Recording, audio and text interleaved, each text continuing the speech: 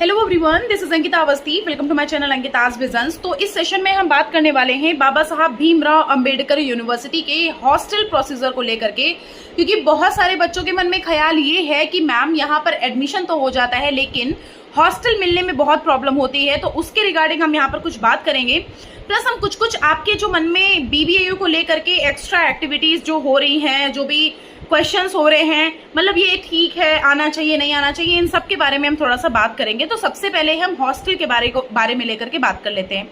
जैसे कि बहुत सारे बच्चों का होता है कि भाई हमारा एडमिशन यहाँ पर हो गया है, अब हम यहाँ पर रहने के लिए क्या करें। तो बीबीएयू की तरफ से हॉस्टल का प्रोसीजर होता है, कब होता है, क्या होता है, इसके बारे में हम बताते हैं और किसको मिलता है किसको नहीं मिलता है। देखो, एक लाइन बोलूंगी कि हॉस्टल कोई कंफर्मेशन नहीं है कि सबको मिले, और ऐसा होता भी है, सबको हॉस्टल नहीं मिलता है। उनमें से मैं एक एक्सपीरियंस्ड इंसान बैठी हूं, इस वजह से मैं आपको क्लियर करती हूं।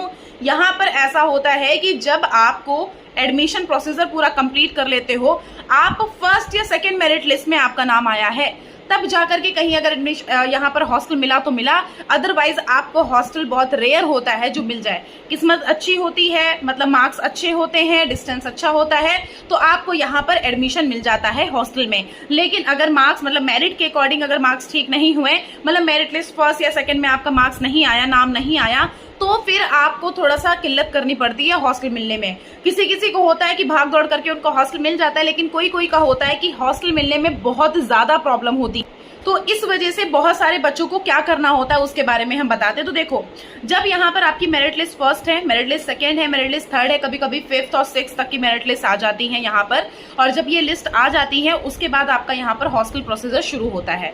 मतलब आपको यहाँ पर काउंसलिंग के लिए बुलाया जाता है। तो पिछली बार जो हुआ था उसके बारे में हम बता देते हैं कि आपका यहाँ पर काउंसलिंग के लिए बुलाया जाएगा। उस टाइम पर आपको हॉस्टल के लिए लिंक भेजी जाती है।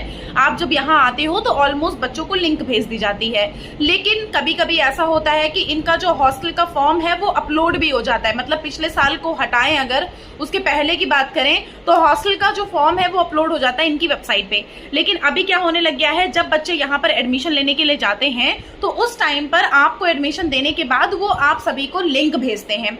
लिंक में आपको मतलब गूगल फॉर्म भेजते हैं, उस गूगल फॉर्म को आपको अप्लाई करना होता है। तो अगर आप एलिजिबल होते हो, हॉस्टल के लिए उनको ठीक लगता है, तो आपको हॉस्टल के लिए वो लिस्ट निकालते हैं जिसमें आपका नाम होता है।